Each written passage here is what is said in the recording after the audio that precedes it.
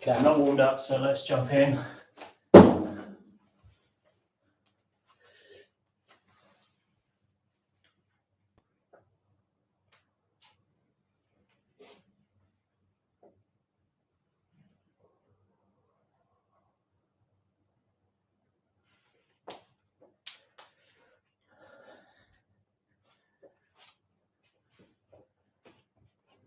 So guys, just jump in with any questions as we go.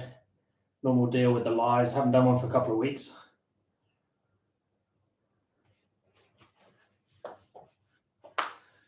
So just ask away.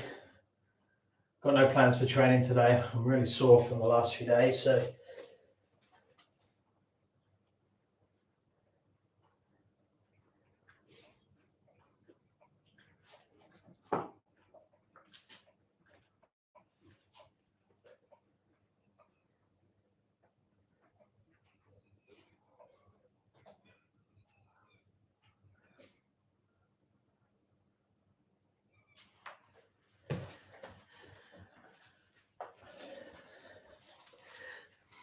who's going to kick us off with some questions? Anything training related?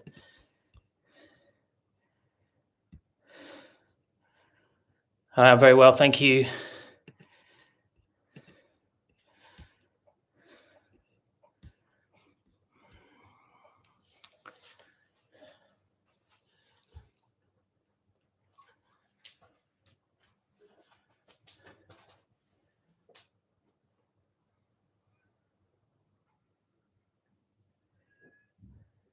So I trained straight arm yesterday, bent arm the day before.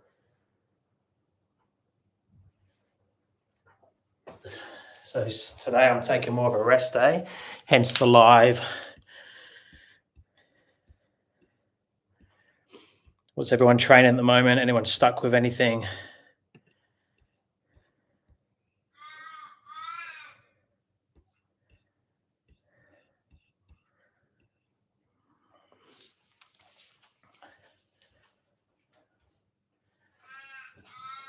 I'm just going to warm my shoulder. Feels a bit niggly today, so I'm just warming up my shoulders before any bent arm strength.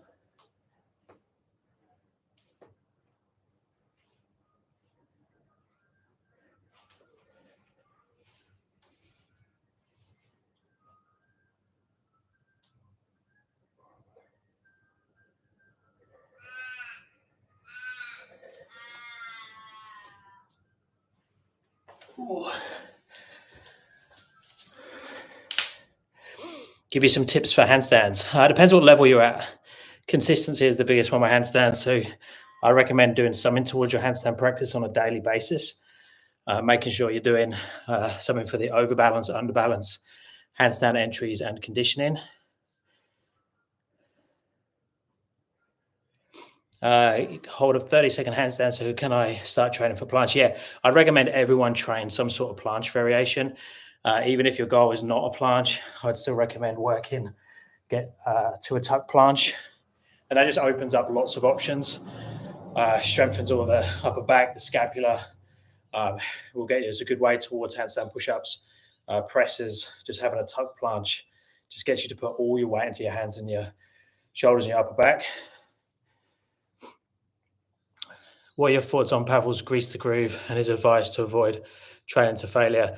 Yeah, look, I would be playing and visiting positions on a regular basis, and not always at our highest intensity. So just playing around. Coaching is really good. So if you can coach people in some way, I know not everyone is a coach, but that way it forces you to hang out with progressions that might not be at your max all the time, and playing with all the different progressions from lots of different variations.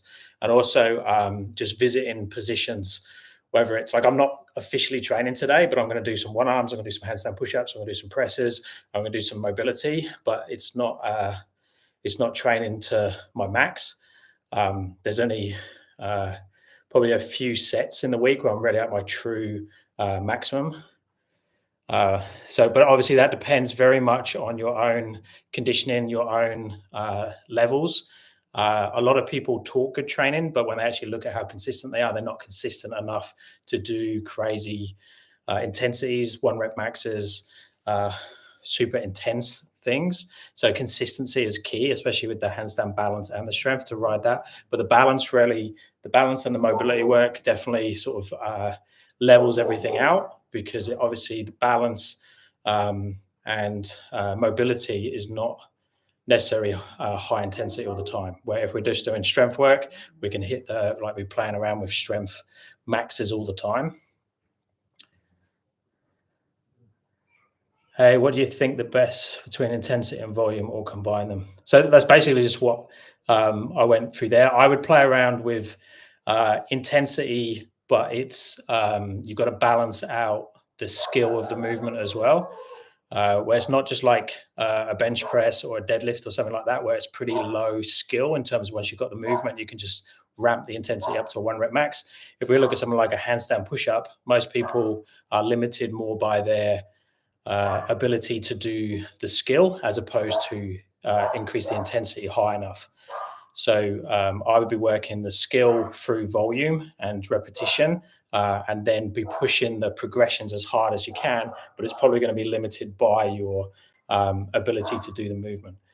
So if you look at like a handstand push-up, I can do 10 repetitions plus, but it's because my ability to hold volume, time, pause, have really good balance throughout the range of motion. So I can hold in all these positions. I can sit at the bottom, but I've still got the strength and control to push back out to a handstand again, and I can hang around out in the top here. So that just allows me to push my limits of my intensity, because I've got such good balance and control of the skill. So normally with this style of training, that's what determines it. You have to be a little bit careful with how much you stay against the wall, how much you use other exercises, because obviously you can go very high intensity on those, but you might not get the goal. So it depends what your goal is. Most people's goal is like handstand push-ups, freestanding handstand push-ups. So you need to be chipping away at all the other things as well, not just the intensity. Hey, for what advice would you give to start learning the pancake? My hamstrings are quite tight due to having a heavy cycling background. So raising the hips up and visiting the position very frequently. So I would be raising up very, very high. Something like a stack of these mats are really good to have. Depending on how tight you are, you might even need to go a little bit higher and have a slight bent knee. But making sure that you're hanging out, like instead of sitting on the couch at home, sit in this position. So aiming to have a flat low back. So if you're rounded and feel like you're sitting like this isn't high enough. We need to go even higher, and then just hanging out in that position. And then as we get more time in there, so after a few weeks of, or say 1 to 2 weeks of just sitting in the position and getting comfortable with it, if you're super tired, then I'll start to add in repetitions and starting to lean, open and close the hips through that position, and then slowly going deeper and deeper, but really focusing on having a flatter low back and not allowing the low back to round. And then over time, you can decrease the height of the mat and go lower and lower, but still with that goal of trying to have the low back flatter in that position. But time and sitting in the position, visiting it often with low intensity would be the best way to go, especially if you have super tight hips. And also with the pancake, visiting it with like standing versions as well, not always seated. So standing version, making sure the back is flat, coming down a little bit, standing back up again. So those sort of things, closing the hip, opening the hips, that's really good mobility, which is very low intensity unless you really push it. I wouldn't add weight or anything, but that's a really good way to do it.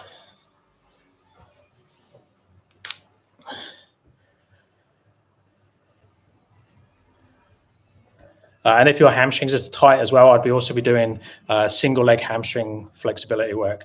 So making sure again that you're not rounding the back too much. So just going into like lunge positions on a daily basis and just seeing if you can get fingertips to the floor with a straight leg. Build that so you can get palms to the floor and then walk the hands forwards. But that's a nice, easy one you can do daily. It really focuses on the calves and hamstrings and not too much on the spine. And then as you get more comfortable with it, add in like the Jefferson curl and things like that. control or balance, which is the most important factor in handstand, I'd say it's the same thing. So having control and balance is the same. You basically want to be able to control your window of balance. So you have a certain amount of distance you can lean towards your overbalance. You have a certain distance you can lean towards your underbalance, and slowly increase both of those, make them wider and wider, so your balance window just gets bigger and bigger. And then you can play around and open that, so you're controlling your balance. That's why I tend to teach people to have underbalance control in a handstand. So when we go into handstand positions, we're actually going under kick or under balanced. So here, now I've got lots of control in the handstand, and I can move it around between my underbalanced position and my handstand. If we try and kick to this position, this dead straight position, we're going to tend to nearly always go over towards overbalance, and we're going to fall out more times, where the control is more in the underbalance. So building strength there is going to create consistency in your catch, and then your ability to catch at the top of jumps, presses, handstand push-ups way more, and you'll have a bigger window of balance.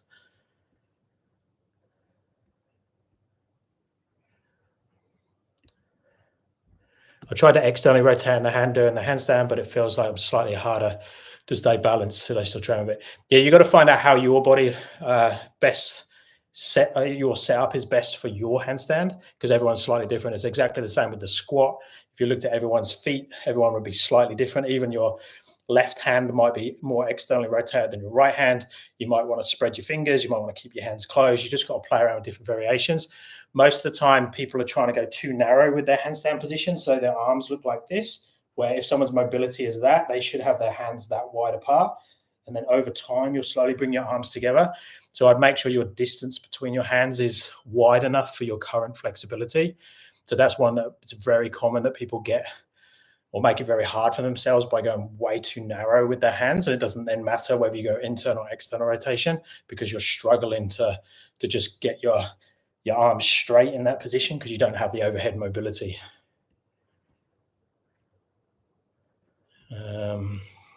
What do I think of the Fit board? I'm not sure what the Fit board is, so I don't know if that helps. Is there a different name for it that I might know, or I'm not sure what that is? 30-second handstand. Can I start for one arm handstand or focus to increase handstand time to 1 minute? I would really focus on trying to get your 60-second handstand up, but if you can get 30-second consistent freestanding handstand, I would also be working tuck and straddle, because you really need a good straddle handstand for a one arm handstand. So I would do that as a preference first. So a consistent 30+ seconds freestanding handstand in straight, tuck, and straight. Tuck, straddle, and straight, those three. If you can do that consistently, then you definitely can start playing with a one-arm handstand. But no, the journey is going to be like 2 years at least to get anything close to floating in a one-arm handstand. But for the one arm, you just need to make sure that your straddle position is solid. So when we're doing a one-arm handstand, this needs to be one piece. So see, I can move it like that. So when I go to my one-arm handstand, the body acts as one piece. So when I'm there, what we don't want to have is this happening, and we can't hold a good straddle handstand. So focus on those. Straight, straddle, tuck, 30-second holds, and then start to play with the progressions to the one-arm handstand. And look, most people will start the one-arm handstand journey too early. I did, but it's great fun. So just enjoy the journey, but play with it, but make sure you're doing enough work with the two-arm handstands at the same time. So don't suddenly stop two arms and just do one arms. So I am skinny. If you're skinny, it's a good place to be. Skinny is probably easier for a lot of the calisthenic exercises than being massive. But you do need to build strength in positions. So keep everything real basic in terms of your strength work, dips, push-ups, chin-ups, skin the cats, and things like that, and then just slowly progress through the strength movements. But skinny is not a bad thing. What do you recommend if I want to leave the wall to practice handstand? So just work both your back to wall and your chest to wall drills, and get to the point where you can pull from the wall using your body, not using the wall. So if I kick to the wall, I've painted these today. check I'm not going to get pain on me. So back to wall, heels touching, push through the fingers, make sure you can hold a freestanding handstand there. Notice how I'm pulling both heels off the wall at the same time. We want to have that ability, and then we want to be able to jump around and do the same thing for our under balance. Come this way and be able to pull from the wall using the shoulders, push up to a handstand and go back again. So have that control. Once we can do that, you can kick up into the middle of the room, freestanding. But we need to get very good at those two drills. And if you're not very good at them, practice that as a priority, but do a superset. Do a back to wall, a few repetitions, do a chest to wall, a few repetitions, and then have an attempt of kicking up in the middle of the room and then go back again. On the days where you're having a good day and you're getting more freestanding holds, do more freestanding holds. The day where you're not having such a good day, do more wall drills. So just listen to your body, remembering that your balance does change on a daily basis.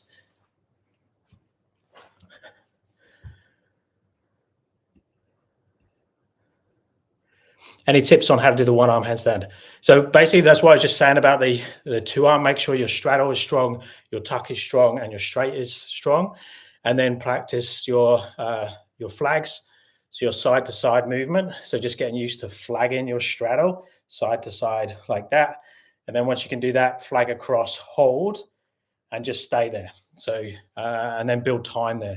So if you think when you're going into your holds, you're just going to hold there for 10 seconds, come back to your middle, go over to the other side, hold 10 seconds, come back to your middle. And then all you do over time is slowly bring in this more. So I'm looking down this side. If I'm going to balance on this arm, this is what's happening. I'm here, not here. I'm there. And then I've got fingertips or something on this side. And then I slowly decrease this as I shift more weight across. But just that's a 10-second explanation.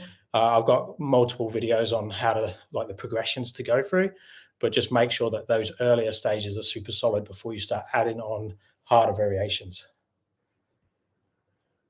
Do I have any clients that don't train handstands that are more interested in pulling movements like the one-arm chin-up? All my clients at the moment are doing a mixture of things. So they will include handstands. A couple of clients have specifically gone for muscle ups and one-arm chin, but they've also been doing handstand push-ups and the handstand stuff. But I've got no one specifically only doing pulling movements at the time, but that's just with my handful of online clients at the moment. I'm sure some of the people using the app are only just working muscle ups or one-arm chins or things like that. Yeah. Does the wall assisted? I personally have never used the wall for one-arm handstand practice. The people that I worked with for my one-arm handstand had the same thought as well, that not to use the wall, or never gave me the wall when I was working with them. So that's how I learnt it. So I personally don't teach the wall. I've got a couple of clients that play with the wall for conditioning work, but I don't really use it that much. I'm a big believer of doing the one-arm handstand as close to the real thing as possible, and doing things like, for assistance exercises like block climbs and things like that. I think that's a good way of playing with the circle of balance for a one-arm handstand. If you think with a one-arm handstand, you can fall in a circle instead of just forwards and backwards. So if you play with blocks for assistance exercise, so if I can use one block, place that down on the floor, and then I'm here, and I'm just going to transfer weight across this right side, but I'm holding this side, I can then use that to help me. And then over time, I can play with doing a drill like moving this out of the way and then coming back again. So options like that. And you can do the block climbs where you climb up and down. But if you're holding on to something, I prefer that, because you can use that as assistance, but your body can still move in that circle of balance, where against the wall, it can't move in the circle. It can only move lateral. So you get a lot of people, when they're on the wall, instead of going down like this, they reach out when they do a one-arm handstand. So it's really foreign to get the correct position in the wall. But then there's lots of people that have got amazing one-arm handstands way better than me, and they use the wall. So you got to find which route is best for you.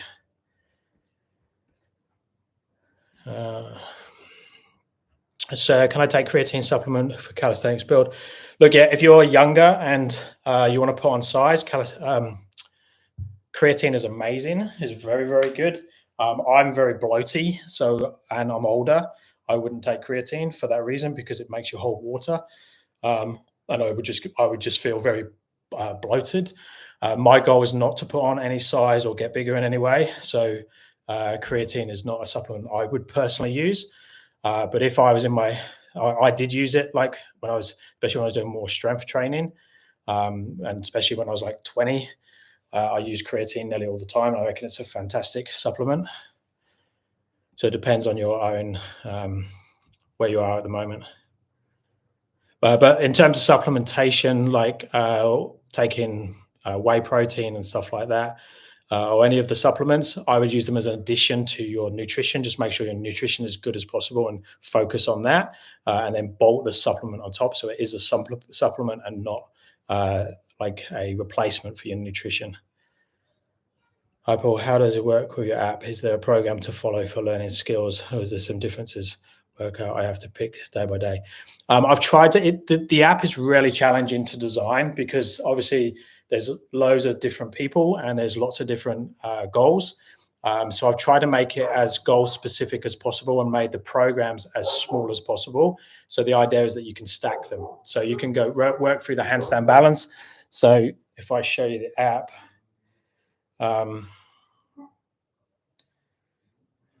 there's programs for Handstand Balance. So the levels of Handstand Balance that are in there, look, where's the camera? Level 1 to 5, and then it goes into one arm handstand. So that's balance. Them sessions should only take you about 20 to 30 minutes. So you can slowly work through them depending on what level you're at. And then I've got the same thing for handstand push-ups. So handstand push-ups, same thing. We've got all the different levels. So you could do a handstand balance plus a handstand push-up routine, and they work very well together, and you should be able to get them done in the same day. And then the next day you could do a handstand balance and a planche session or a lever session or press handstand. So it depends on your goal. So try to make it as specific as possible in terms of the skills, but give the flexibility so people can pick the ones they want. So the question earlier was, do I train people for pull-in exercises? If you just wanted the pull-in exercises, you could just go to the pull-in section and do those. So go to a muscle-up section or a ring section and just focus on those. But if you want to add in handstands and things like that, it's really tricky to get it right. And then in each exercise, you can pick the progression that fits you and you can swap them out. So if like handstand push-up against the wall is too easy, you can go to that next progression. And if that's too hard, you can drop back to whatever progression is best for you.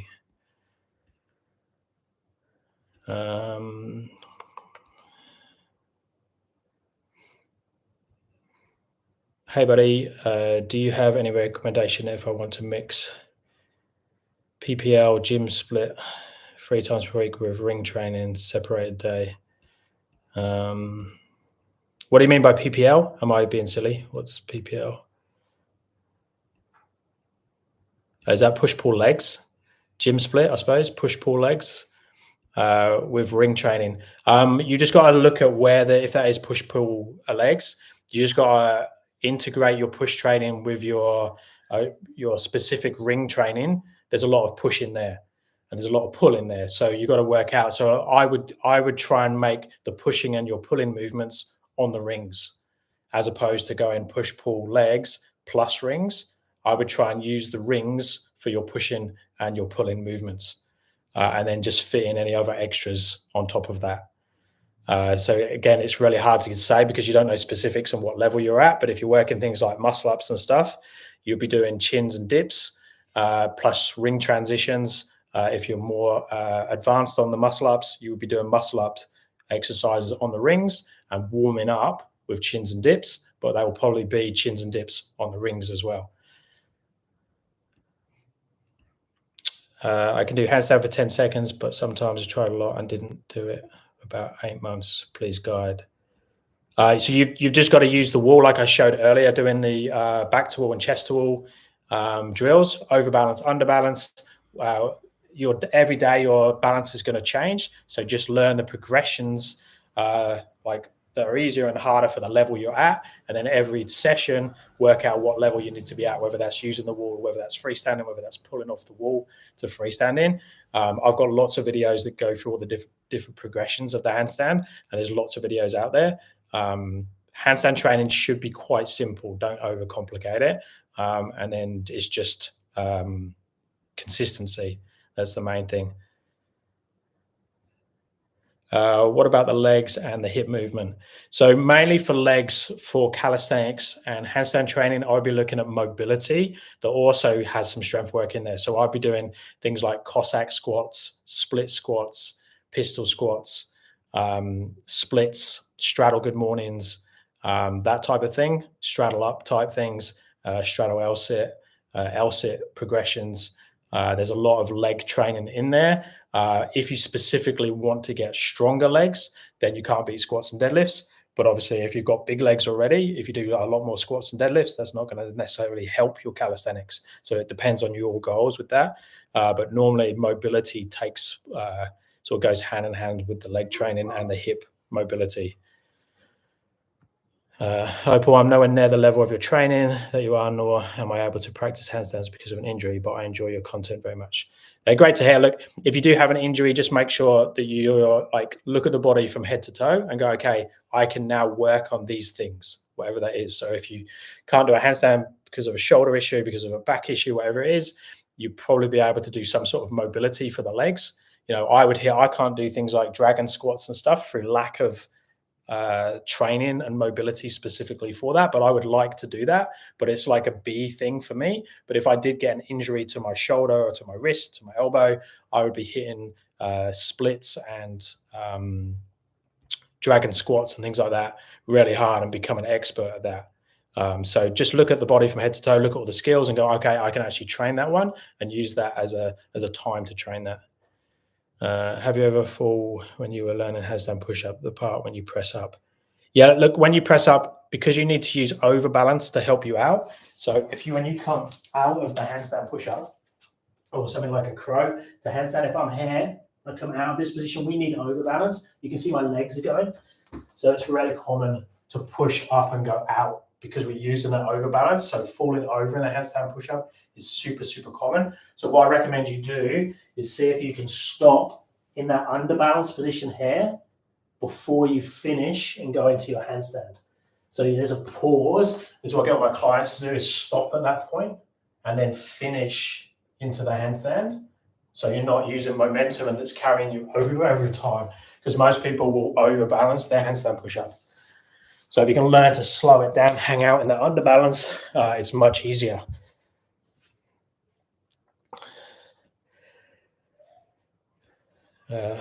Also, Paul, you're giving out amazing and valuable information, which many people enjoy as well. Kudos to you. Thank you.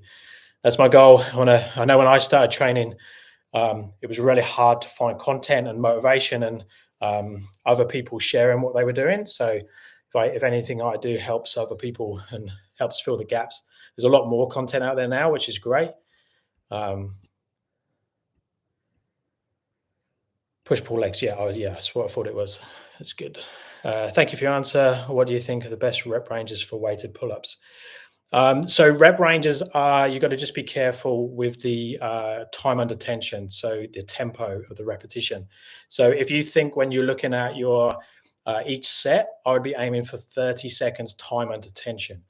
So if you're doing weighted pull-ups or like eccentric one-arm chins or something like that, just look at your total time per set and try and get the rep range equal to the 30 seconds time under tension.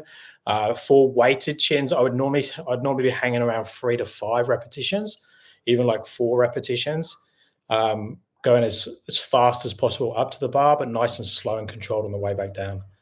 And making sure you're pulling high enough. So with weighted chin, it depends what the goal is. So weighted chins will be used for like dynamic muscle ups. They'll also be used for one-arm chins. Both of those require different ranges of motion. So like pulling high or chin up in high, opening the chest up into a real extended position for one-arm chins is really important. But for pull-ups, we want to be pulling more, pulling the bar towards the sternum, towards the chest, to the nipples, or even past that. So just make sure you're not just looking at the repetitions, but also the tempo and the goal. So what you're training towards. Things like archer chin-ups and that sometimes will replace weighted chin-ups, weighted pull-ups. Again, depends on the goals. When my arm is fully overhead, I get shoulder pain. No handstands or pike push-ups. No pull-ups. Doing only vertical push and pull at the moment. Yeah. So if you can, if your body allows you to do planches, I would smash planches and like front lever rows. Planche push-ups if it allows it, if not just planches. It's a great time to become strong at that. So yeah, if you can really push that horizontal, then yeah, I'd do that. Is it recommended to do handstand practice before my usual workout, since the practice technique I believe you need to have enough strength? Yes, I would always do balance before strength, unless you're doing like a combo or you're just mixing it up. But 99% of the time, I would start with mobility and handstands and then go to strength work afterwards. It's much, much easier to do it that way.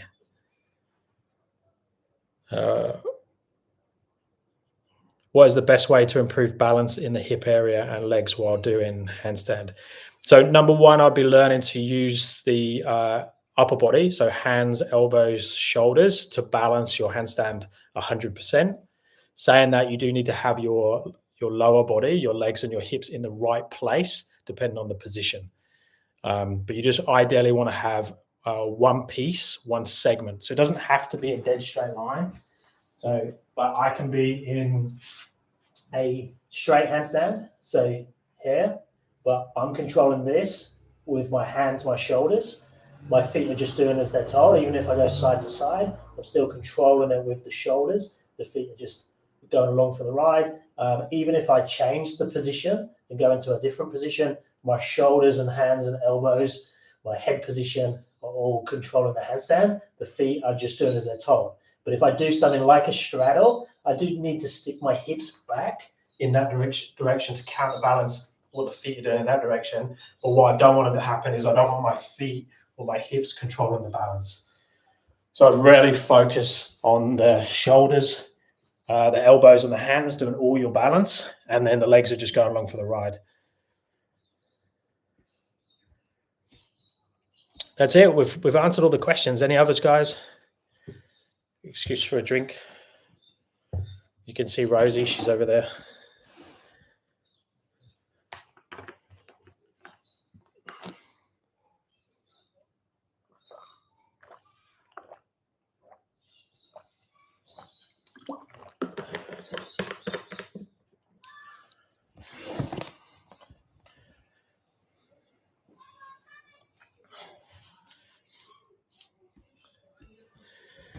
Any other questions, guys?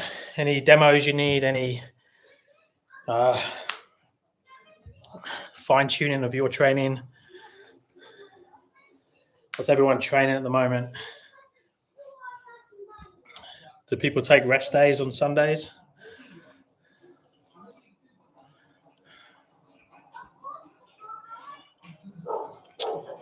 I'm a big fan. Now I know how to do handstand push-ups, and now I'm learning to do 90-degree push-ups and how deep to handstand push-ups. Powerlats length 30 centimeters. Give some advice. How deep you should go when you're training depends. Look, for the 90-degree handstand push-ups, I would be training deficit handstand push-ups first, taking the collarbone to the bar or to your hands, that type of depth.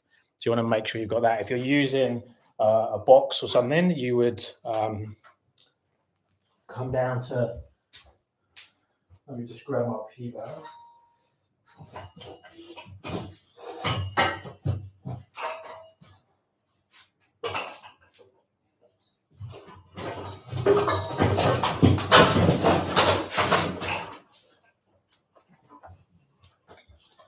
So these P-bars are obviously super high, which have a lot of benefits, but also can be a bit sketchy if you're doing high things. And also, I can't train on them I can't do a handstand on them in the low ceiling in the garage here. But for a 90-degree handstand push-up, I would be training. You need to be coming down to this depth. So see, I can't go any further because of my arms. So that's where I'm going to be going in terms of my position when I bring the hips and the legs down and take the shoulders forwards. So the height of the P-bars needs to allow your head to come that low. And then you can scoop forwards and backwards from there. So obviously the bars like this are not going to allow me to do the deficit. I can do a 90-degree handstand push-up on these, but I need to stay higher. So when learning a 90-degree handstand push-up, you need enough depth for your head to come down to here. So whatever that equates to. I will, if I'm going to do use those lower P-bars for deficit handstand push-ups, I would put them on IKEA steps, so it would be that height. And for me, that's fine. My head doesn't touch the floor. I can do full deficit and do 90 degrees on there. So having some that height would be really useful. I don't have any at the moment in between. I'm actually going to looking at getting some because they're good. They're good to demo.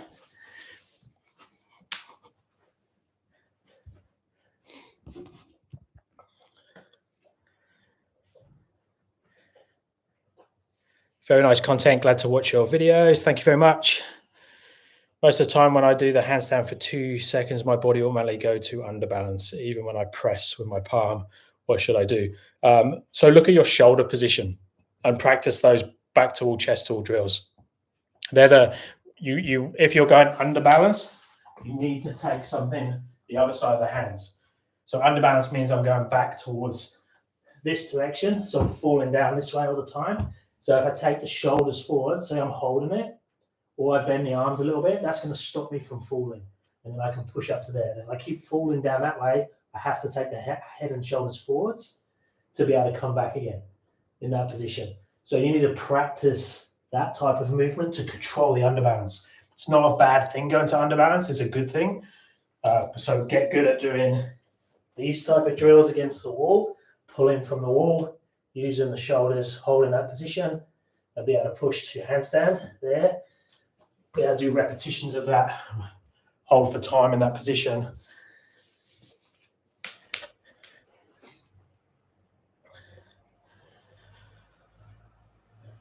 What is the best progression to strengthen your shoulder? I can't do a handstand wall assisted push up, but I can do negative part. So strengthen the shoulders. I would be doing pike push-ups for repetitions. Make sure you're nice and strong through there. I would be doing planches, planche leans, and I would be doing skin the cats. And then fill in any other gaps. So if you struggle with dips, push-ups, chin-ups, rows, making sure you can do all of those as like a base, and then put the calisthenics skills on top. And then the exercise I just showed for underbalance. So again, be able to open and close your shoulders. So if this is your shoulder, being able to do that in a handstand with the shoulders is super important. Be able to open and close that shoulder position will make a massive difference with your overall control in the press for handstand push-up, in the balance itself.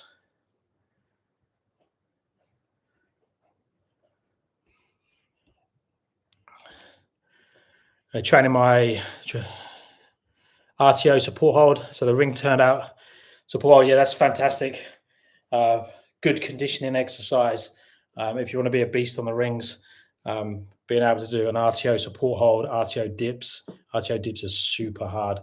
But yeah, that's will create a lot of foundational strength in the rings. Fantastic.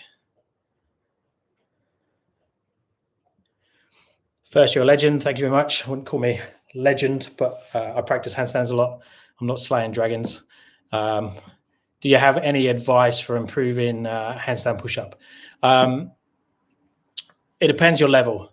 Handstand push-up is a mixture of balance, strength, and then understanding the skill itself.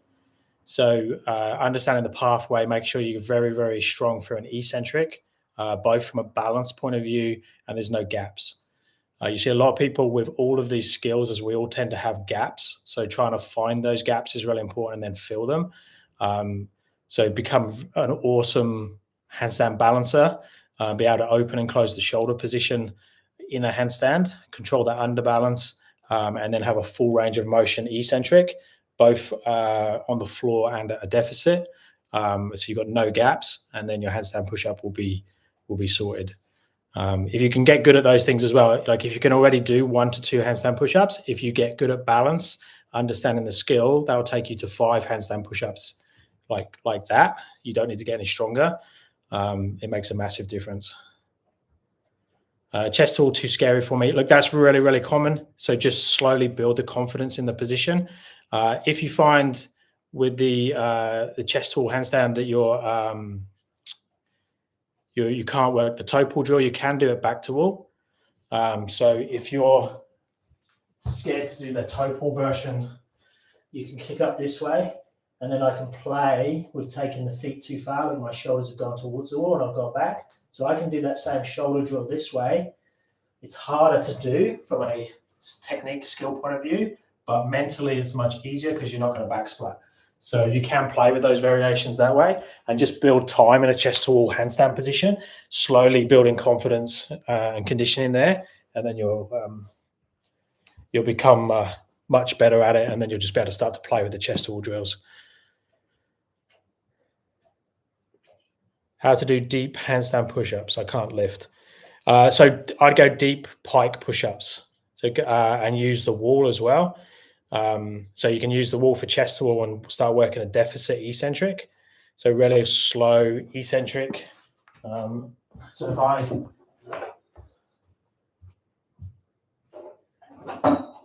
so you just want to mimic going deep for a handstand push-up. So if I'm here, I can slowly enter the deficit part of the handstand push-up. So here, and I can slowly play with going deep, and I can slowly push back out of there.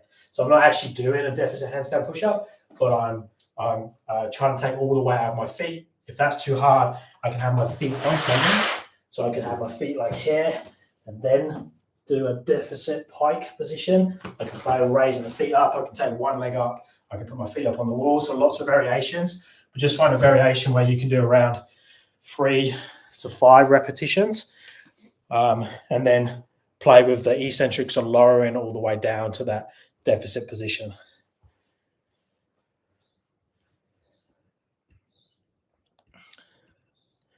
Do you have any advice for people training a sport with calisthenics? I train jiu-jitsu. Yeah, it's challenging to mix, to do enough to hit your goals and be train at a high level as well. So it's just, I would try and keep it as simple as possible.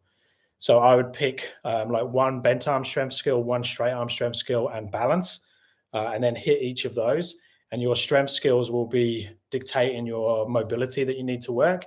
And obviously, if there's any gaps in your jiu-jitsu for mobility, so trying to fill the ranges that you have with strength, so they sort of help each other out. And then it's just trying to ride the volume that you're training. And you're training the calisthenics skills enough to make progress, but not too much. So you're going into your jiu-jitsu training when you're sore.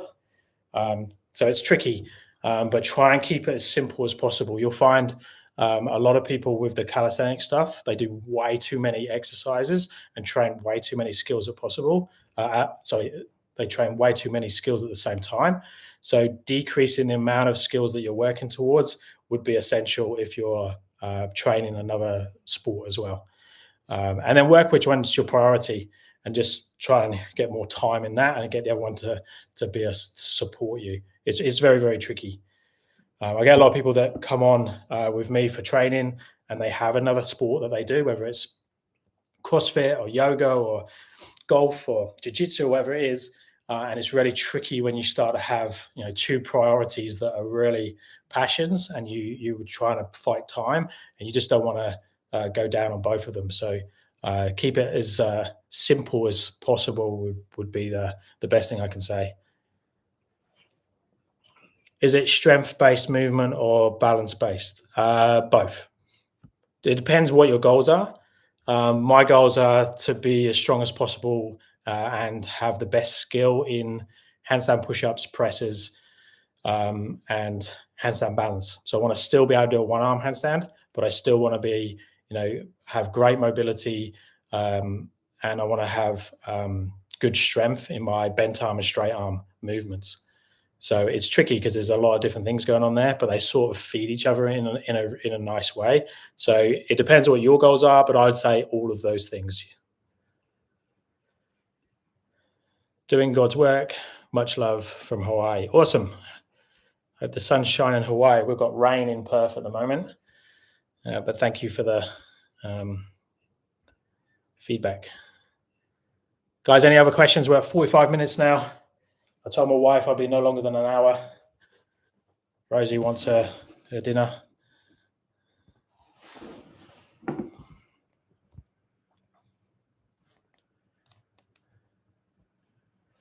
Guys, if anyone has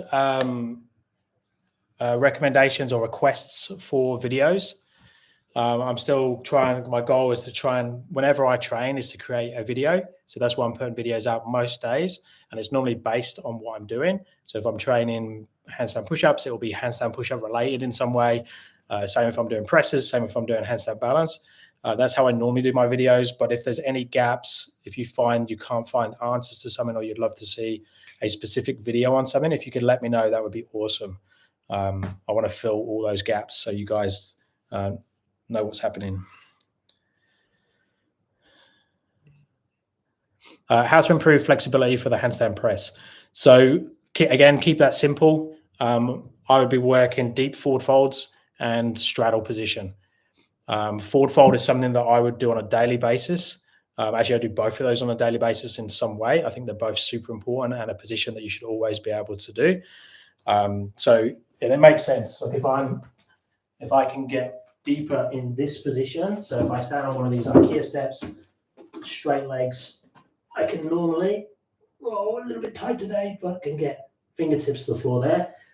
I know that I've got the flexibility to press up in that direction, so I can lift the feet up, I can get my hands past. Now, obviously there's strength there, there's skill, there's balance, but I wouldn't be able to do that movement if I don't have that forward fold flexibility. So making sure you have this, lengthening this in some way on a daily basis is going to be really powerful. If you're a bit more, you can be a bit more aggressive with it. Wind up the feet as well. So raising up, dorsiflexion going this way. There, that's going to increase your forward fold dramatically, really, really fast. Don't do that one if you're not conditioned to it though. Start off with your single leg stretching first. The Jefferson curl. The Jefferson curl is awesome because you're getting through spinal articulation. So the rolling of the spine on the way down, locking the knees backwards, going as deep as possible, and then rolling back up again. I do that on a daily basis. I think that's really beneficial. Obviously, if you're tighter for some reason because of your training or whatever it is, don't push it. Don't be aggressive, but don't demand the same level every day. But week to week, you should be noticing that you get deeper and deeper in that position. Then your straddle position. So I'll be doing it standing. I'll be doing it seated. Again, daily basis, visiting positions, not being too aggressive. If you want to train more aggressive for your stretching, do that less often. But I recommend less intense, more often, visiting positions.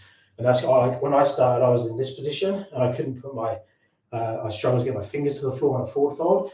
And that was at 37 years old. And I hit it hard, but consistency was the main thing. And that's what gave me the availability of the movements to do the press handstand for sure.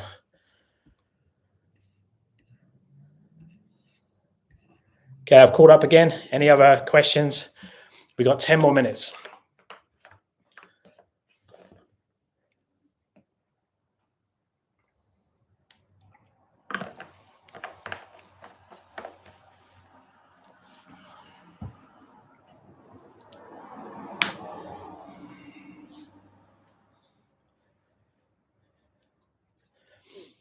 I don't think I missed any.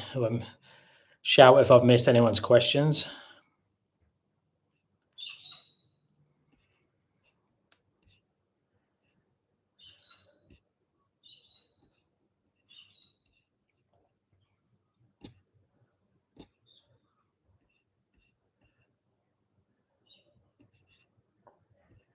Anyone else? Any questions?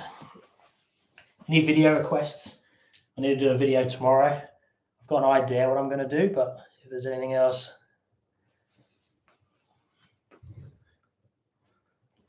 I like how you simply explain anything.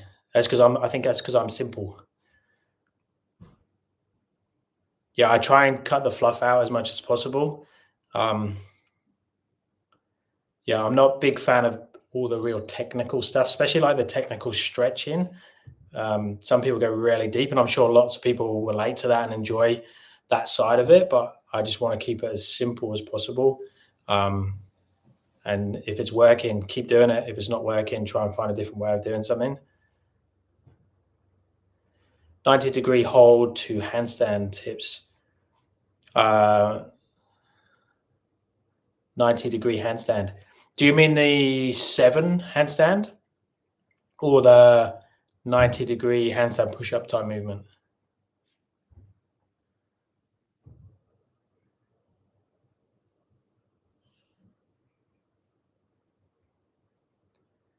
Normal handstand. So like in a... So you mean this? Put my flexibility to the test. So that 90-degree position, so like a 7. So what you mean? Okay, so for that one, obviously flexibility is massive. So it's not this. So this is part of it. So having the ability to get 90 degrees there. So with a flat back in that position with legs together would be the same thing. But it's missing the hands overhead. So being able to sit in this position, have a flat low back, and have the hands above the head. This is, look, you can tell by my voice, this is super hard. So making sure that you've got flexibility there and making sure that you've got a nice deep tuck is like prerequisite to get into a 7 position. And then I would just enter it from a tuck. So I'd be holding a tuck position there and then play with straightening the legs out and back again. You can do back to wall versions.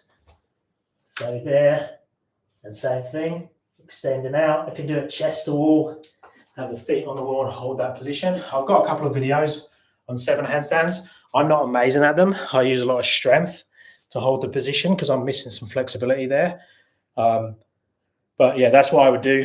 Tuck handstand first. So make sure your tuck handstand is strong and you can hold it really well, and then start to slowly extend the legs. But the same as like L-sits and things, you don't have to extend the legs all the way.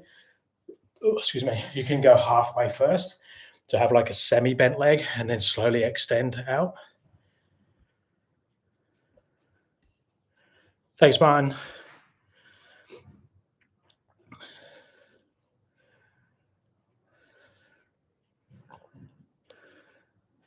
I'm 12 and can bench 35 kilos for six reps. That's awesome. Look, just training consistently. 12 years old is awesome. And look, calisthenics is fantastic to get into, as well as the strength training. So I do a mixture of both. Being a young age, I would just mix it up as much as possible. Enjoy your training and just find your passion and learn as much as possible. It's such an awesome age to start playing with these skills. And thanks for the feedback. Okay, 5 more minutes, guys. Go over the 60 minutes. It's going to start pouring down with rain here soon, I think.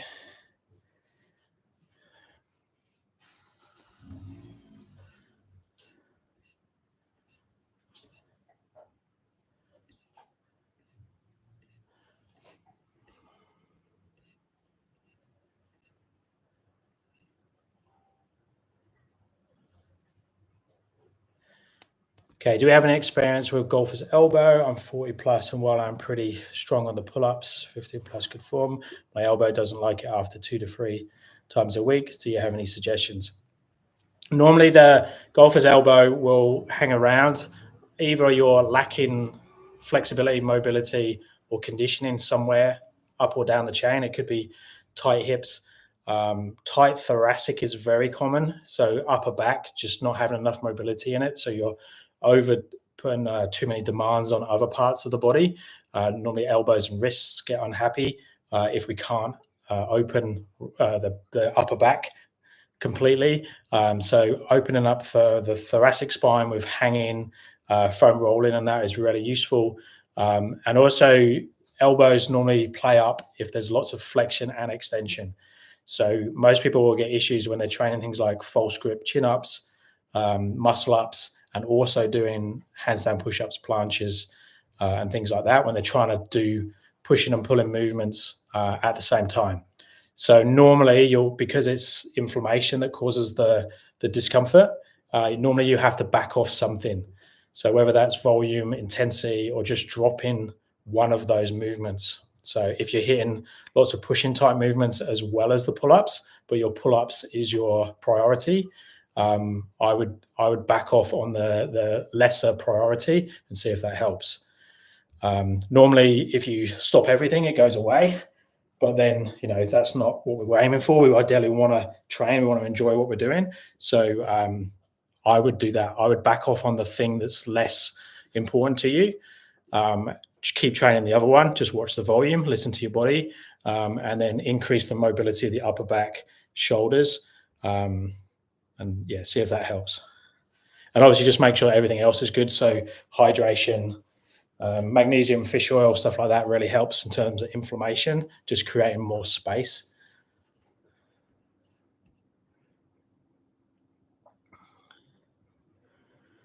How to straighten shoulders in a handstand. My shoulders are not like straight line. I would go wider with your hand position, so allow your body just to create a bit more space that way. So a lot of people have their hands too narrow in the handstand for their mobility. And then the big thing is increase your balance in the handstand. So a lot of people, they're holding a position because it's their position of strength. So they're stronger in this position so they can hold a handstand. As soon as they try and open up, then they'll fall over because they're not using the strength anymore. So becoming more efficient in the handstand, opening the handstand balance window as big as possible, so you've got more room to move around, and then you should be able to push out of your handstand. And then obviously mobility, so hanging, thoracic foam rolling, shoulder stretching, and making sure that there's more space through the whole chain as well. So opening your hips up, hip flexors, hamstrings, glutes, just make sure that they're all nice and open as well, and then do it. But a lot of the time, just balance isn't good enough. So I'm like, my handstand got very straight when my balance became very straight. So it's just more time in the handstand as well. In terms of flexibility, I always like to explain it as going to a point you feel discomfort, in a nice sort of discomfort, like pressing a bruise. Try to enjoy the discomfort and relax into it. Yeah, definitely with flexibility, your body, you don't want to scare your body. So if you make it very traumatic for your body, so if you go into a crazy, uncomfortable position, your body's not going to want to go there again. So go into a point where you're in discomfort, but then you breathe and just hang out there more often. Yeah, I agree 100%. Your body's going to be happy to go back there. That's why I prefer to do less intense stretching more often. So visiting positions as much as possible. Thank you. I'm very tight. Yes, 100% the first time was false grip training. Yeah, that's super common. Normally when people are doing all the calisthenics training, add in the muscle ups, their elbows and wrists get unhappy very quick. Your body lets you go deeper then, but never push into pain, only go as far as discomfort. Yeah, totally agree. Thank you. Yes, if I don't do anything, it's fine. Thank you. I'll try the mobility increase. I'm very tight. Yeah, that will definitely help. Thanks. I would try that, but what about neck tuck or feel free on 90-degree hold to handstand? Yeah, so with the head position, I would, as much as possible, look down towards the floor. It's harder from a mobility point of view. So it's much easier. That's why you'll see people when they do a back bridge, they'll tuck their chin because it's much easier to open the shoulders. This is way harder, but balance is way easier when we're looking at the floor. So I would train as much as possible looking at the floor, especially when you're doing the wall mobility exercises. So you'll see a lot of people look into the wall. So they'll face the wall when they're doing their conditioning and their holds. The downside of that is then when they come away from the wall and they have to look down to the floor, because you're better balanced when you're looking down on the floor, they fall over.